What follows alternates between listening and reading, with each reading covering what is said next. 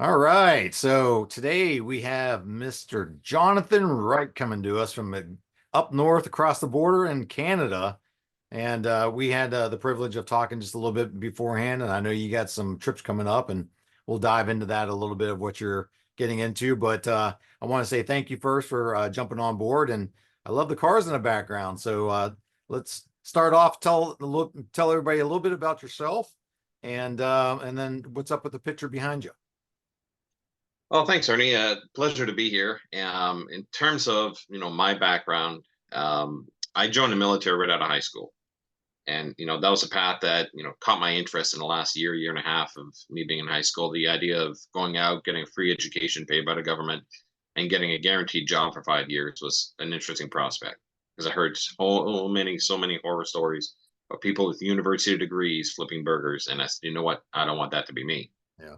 So I did that for a decade and a half, 15 years, retired, and then I had to reinvent myself essentially. Yeah. And it's no different in Canada than in the US when, people retire from the military, there's not a whole lot of direction as to where you can go. And you're so used to having everything done for you. You're told what to wear, you're told what to eat, when to show up for work, what to do. Now all of a sudden you've got no direction whatsoever. So it takes a while to adjust. Yeah. So my plan initially was to work for a government position. I was offered an opportunity to do that, and I started that process.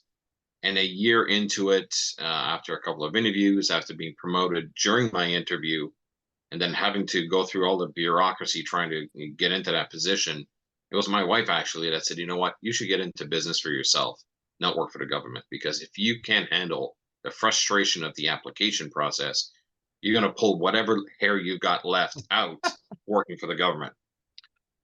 So I took her advice. I said, "All right, I'll dab at it. I'll take a look at business, and but I don't have a business degree."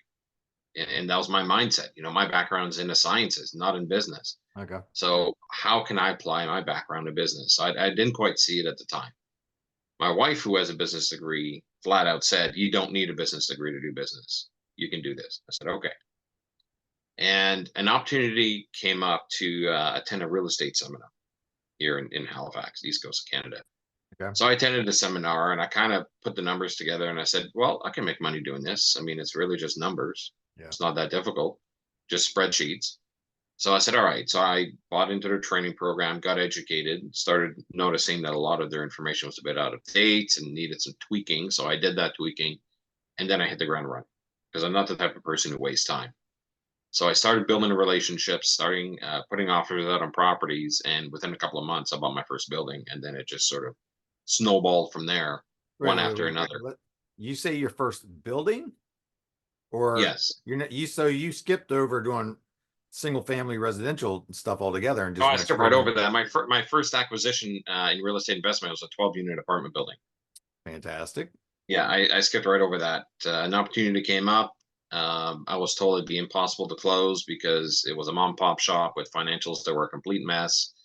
The whole horror stories of getting all the invoices in a shoebox sort of thing. That's essentially what I got.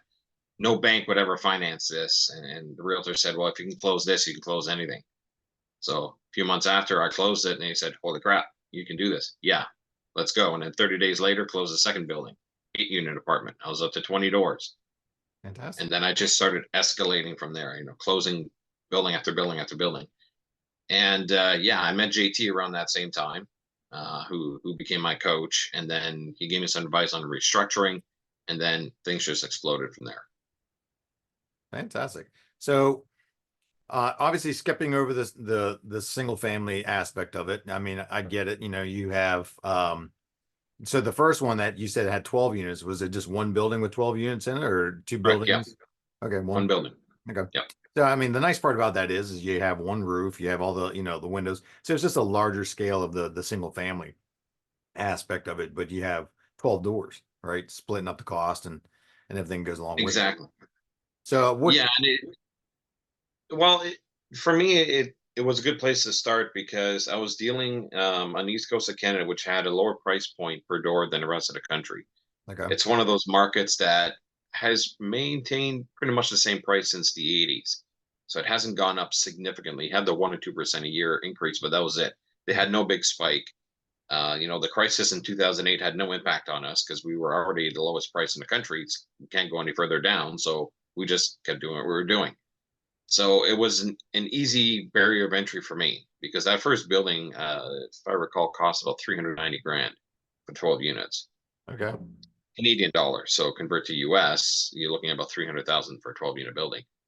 And we ended up selling for 1.2 million during the pandemic, right? So I mean, it was a good profit margin. So we Yeah, did just okay on that one. slightly. Yeah, just slightly. But it was good because it was an amount of funds that I could afford to Sure. manage.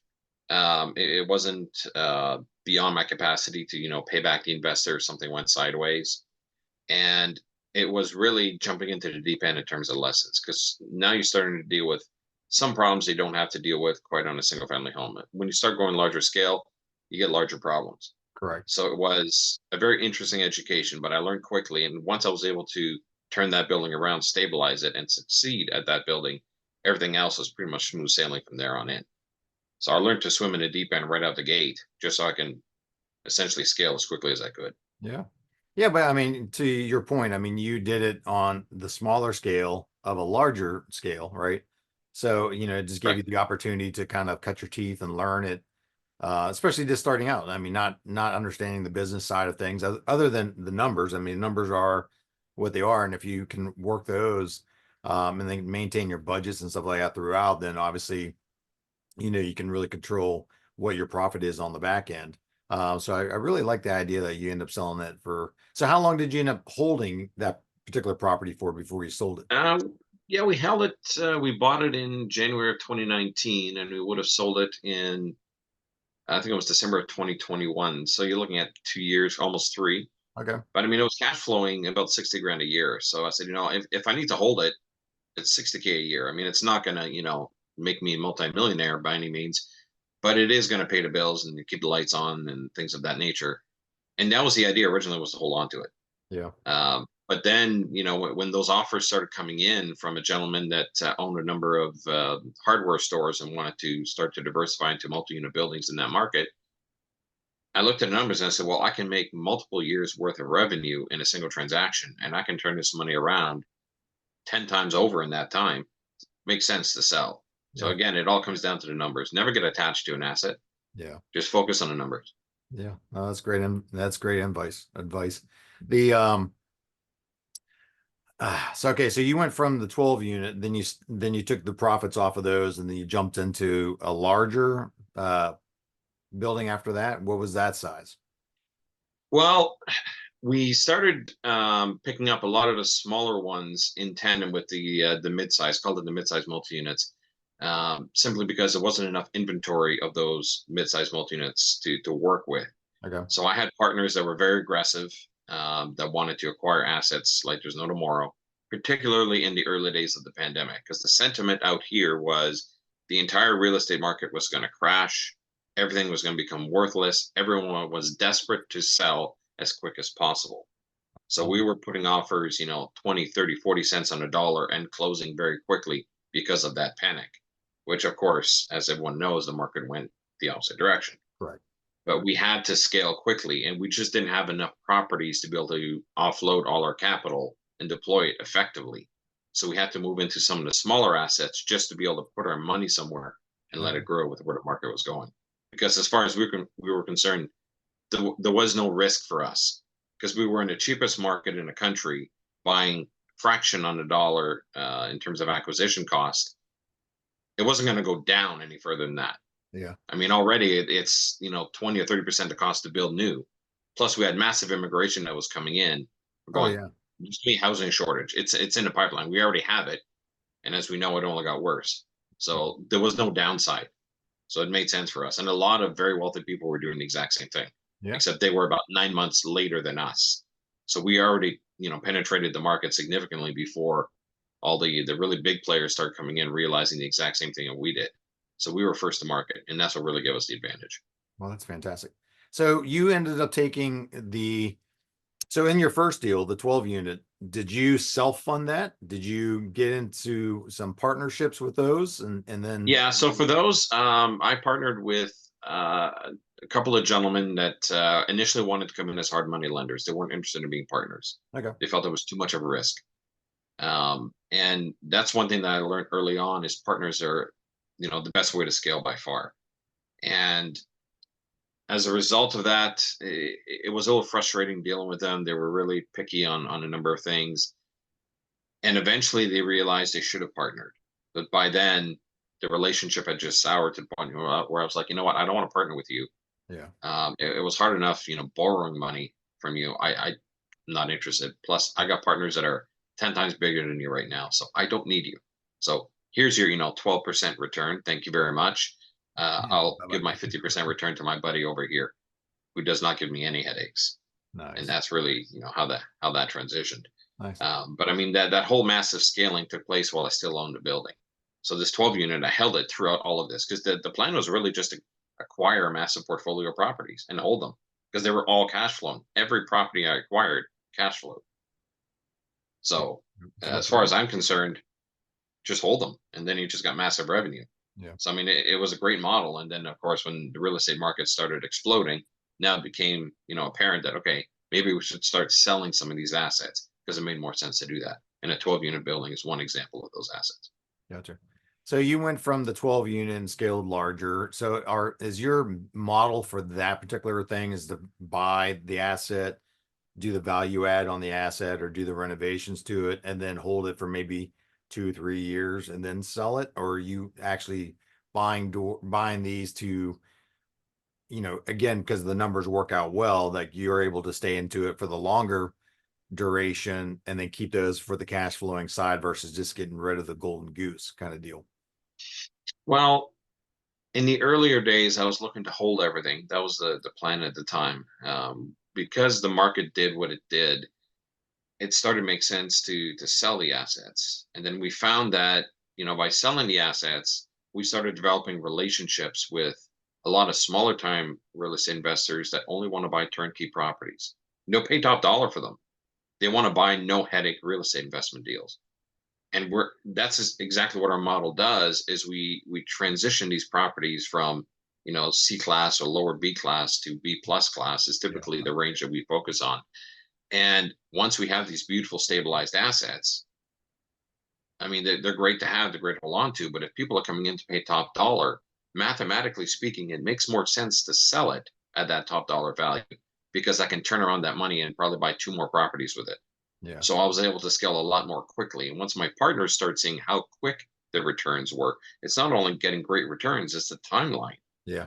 When my partners were getting, 30, 35% returns in 6 months, they're going, this is crazy. Like, Here you go. Do some more. yeah.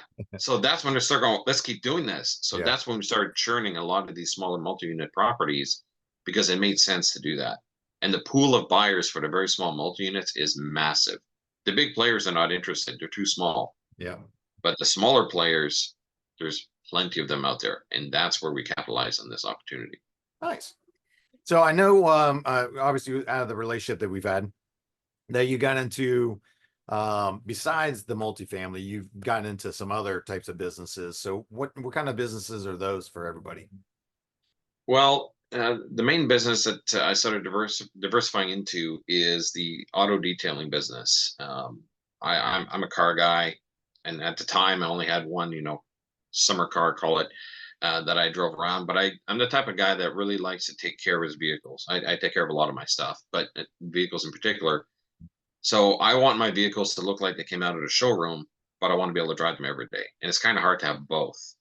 Yeah. But I found a local company that wraps the vehicle. So basically, it's no different than the wrap you put on a cell phone, for example, on like the film and the screen just to protect it.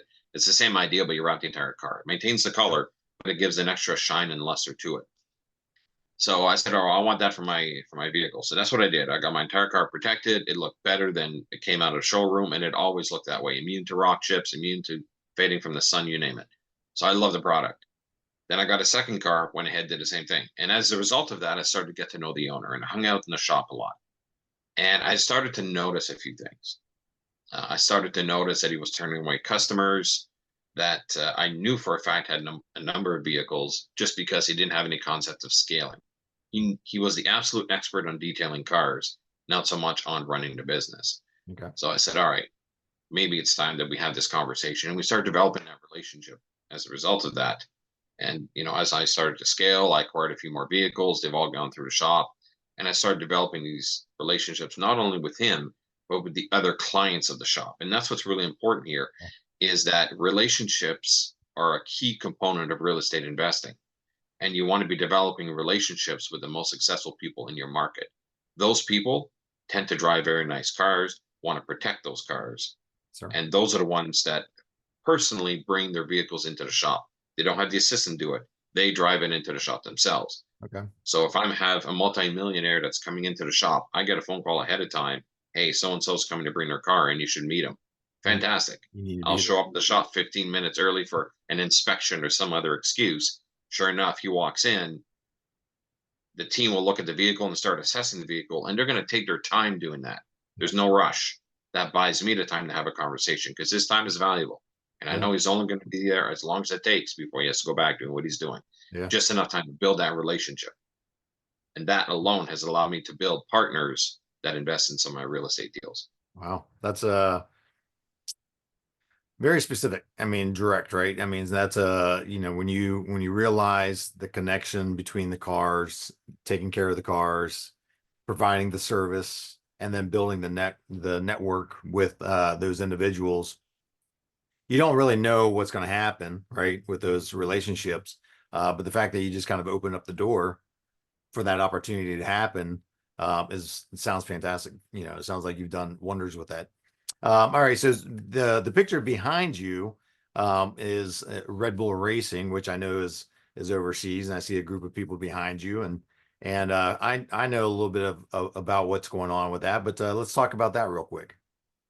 Well, that was an opportunity that JT Fox brought to me, my business coach, where a number of us had an opportunity to speak at Red Bull, which is a very exclusive event. It's normally only reserved for some of the top level sponsors of Red Bull Racing, and very high dollar amounts are required to become a sponsor at that caliber. But using his ingenuity and resources, he was able to give us access to that, which was, as a car guy, it's obviously a dream to go there, but an opportunity to speak there is something else. So I was able to speak mostly on behalf of the detailing company. Now it made sense to speak, specific to that business of that event. But when you attend events like that, it's not so much what you're saying or what you're talking about; it's the privilege of being there, and that opportunity was a once in a lifetime opportunity for me. Yeah. So I got to be there. My wife was there as well. She's actually in one of the people in that crowd. Um, and I got to share the experience with a lot of people that I've become close to, and the network of real estate investors and Yeah. entrepreneurs that JT's brought to the table. So Yeah. it was a once in a lifetime experience, and and again, I recommend to anyone who has an opportunity to do something that you may only have one chance in your life to do it, just do it. You're not going to regret it in the end. It's a once in a lifetime opportunity. Life is meant to be enjoyed. Go out there, enjoy it. Yeah, absolutely. I'm with you 1,000% on that one. So we, um, have committed to a couple of speaking events, some smaller ones, and then a large one that we both know of, Mhm. both through with JT. And JT, I mean, obviously is a large component. It sounds like, with the coaching side for you has been extremely helpful. And rightfully so. I mean, that's how I met you is through his network and obviously through his network, there's all these experiences and opportunities, and then other investors that are like-minded, both that want to get into the residential side, the commercial side, the really just businesses in general, right? Anything that they can invest in, both passively or be a part of that, is monuments. I mean, there's numerous of things that come out of that. So what's your next stepping stone or your goal here? Because I know that you've gotten into from the multifamily side, you got into, I know, doing some commercial construction and you're kind of scaling some things that way. But what's your next level of I guess your next step up, if you will, of what you're adding onto your plate along with the car detailing and the real estate? Well, I mean, we're still going to be pushing the real estate aspect. We have started diversifying our portfolio, starting going back almost a couple of years now, into a lot of different real estate classes. One of the first ones we discovered was self-storage, Mm. because we had to use self-storage a couple of times when, material shortages were in place, and we managed to get our hands on, a large shipment of flooring, for example. We had to find a place to put it.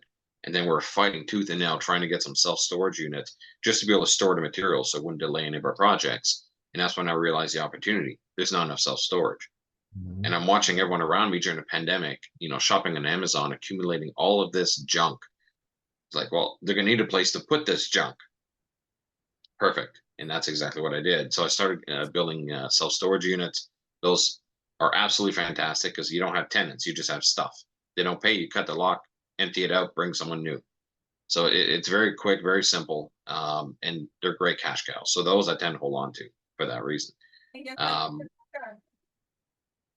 we've done a number of real estate projects, mostly on the commercial side or in the mixed-use property side. We started doing a little bit more Airbnbs now, because we've seen a couple of opportunities in the markets, and some of our units are optimized for that.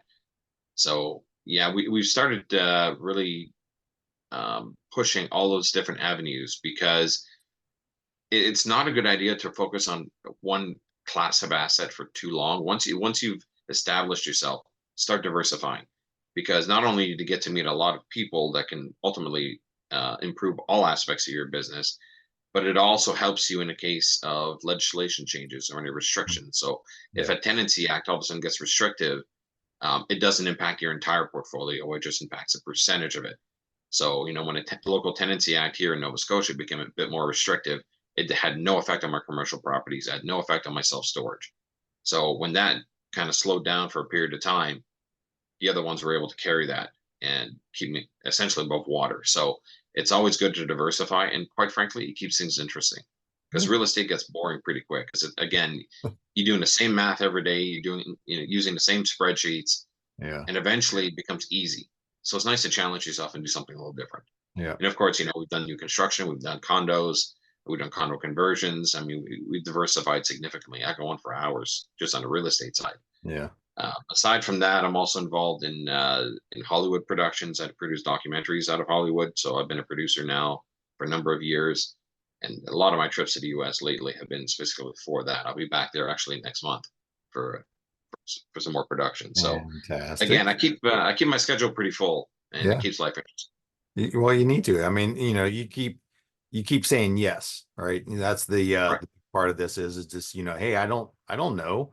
And and rightfully so, same thing like this, right? With the podcast that we're doing right now is like, hey, yeah, I'm scared. I don't know all these things, I don't know the proper way to do, some stuff. And really it's just kind of just jumping off and just doing it and Mhm. being a part of it and making the connections. And we've had people like Joe Foster and yourself and actually JT on here and Carolina Sergio. So we've had quite a few people already through the networks of connections and stuff that we've had over the time.